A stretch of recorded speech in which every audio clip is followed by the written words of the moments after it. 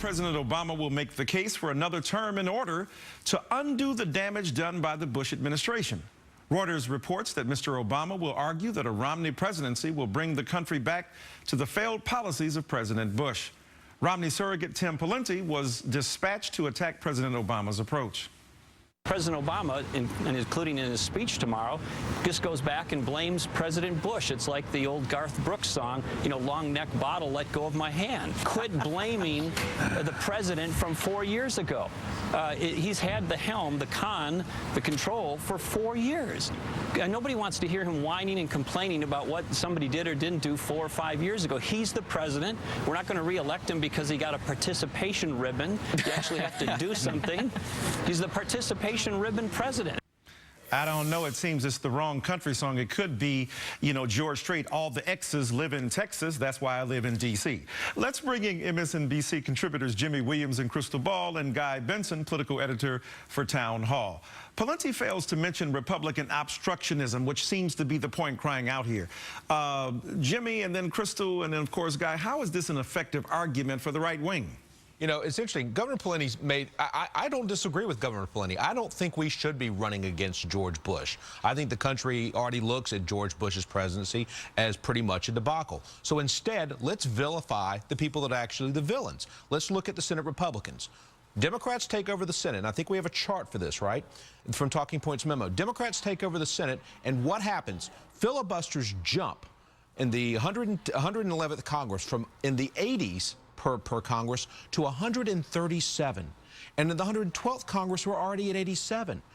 Every single bill is being filibustered. The only thing they're not filibustering, post office namings. In the House, the president goes before the Congress, calls them into session, sends up a jobs bill, addresses the nation. They've passed 2 pieces of a massive jobs bill.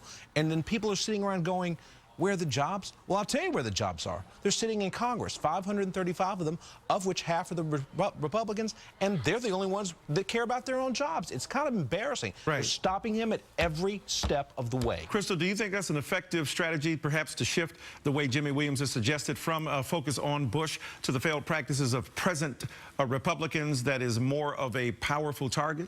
Well, I agree in a sense. I think that is the right approach, and give the American people some credit, too. You know, a recent survey, a recent focus group in Ohio and Pennsylvania found that they, by and large, understood that a lot of the problems we were facing were because of the Bush administration, so we don't necessarily have to keep hammering that point. But I think the president has been making the case that Congress has been obstructionist, that they have failed to pass the American Jobs Act, that they've failed to act on the economy. And the American people, I think, understand that as well, but we need to be more forceful in pushing that point. You know, when the jobs numbers came out recently, that still showed private sector jobs growth, but not anywhere near what we want or what we need. That is not a reflection on the president's policies. The president hasn't been able to pass anything for the past 2 years since the Republican Congress was sworn in. That is really a judgment on the Republican obstructionism, which unfortunately for the American people has been successful in slowing growth. All right, so Guy, that's 2 for obstructionism. Are you going to make it a trilogy here? I feel there's not going to be a third vote here. Do you agree that Republicans are intentionally sabotaging the economy? Well, there's 2 separate issues here, and I'd be delighted to go back and debunk some of this obstructionism canard language that we just heard. But I want to go back to your original question, which had to do with President Obama and this apparent new strategy to go back and attack President Bush. I think the irony here, at least from a messaging standpoint, is that this president's re-election slogan is one word: forward. And it looks like he's intent to look backwards in these recriminations and blame at the previous president. So that's the irony. The more substantive problem I think he has is an interview he gave with Matt Lauer in 2009 when he said, if we don't get this done, meaning we turn the economy around in the next 3.5 years, we're looking at a one-term proposition.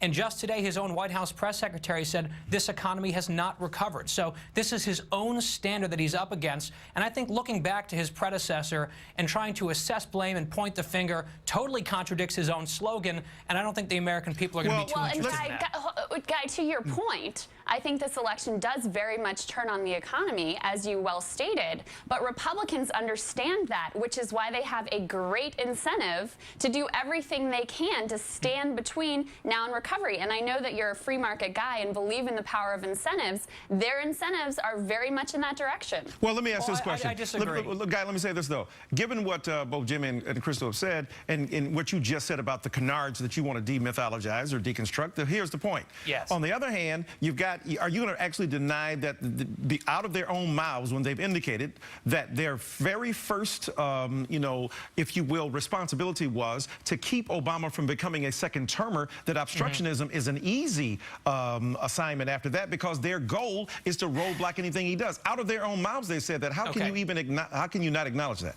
Let's address this point by point. And I think that, first of all, I reject the entire premise. I think that everyone, virtually everyone in this town, both parties, look at 25 million Americans out of work, underemployed, or having given up looking for work. These people are suffering. Paul Krugman this weekend called America's current economic condition a depression. Everyone in this town wants to help fix that. But we're talking about premises. We're talking about what they actually said. Let's just deal. We only have a few seconds left. What about what they said? They said our job is to keep him from becoming a second-term president. Mitch McConnell said that, the Senate Republican leader. I remember Gingrich that. And others in their meeting on Inauguration Day.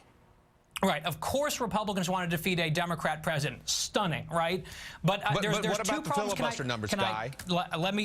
I would be happy to answer these questions. There are two problems with the obstructionism. There have been a record number of filibusters in this particular Congress. It's not just about rhetoric. It's about procedure. I mean, that's and it's simply about not even substance. debatable. All right, the numbers are the numbers. Yeah. Let me first of all point out that the Republican part, the Jobs Act that you guys talked about, didn't just die in the Republican House. It died in the Democrat Senate, not because of a filibuster. The Democrats were on record admitting that they did not have a simple majority to pass this President's Jobs Act in its entirety, even though the Republicans did pass 5 elements of the President's Jobs Act. That's point one. Point two, and this is so crucial, we gotta hurry up.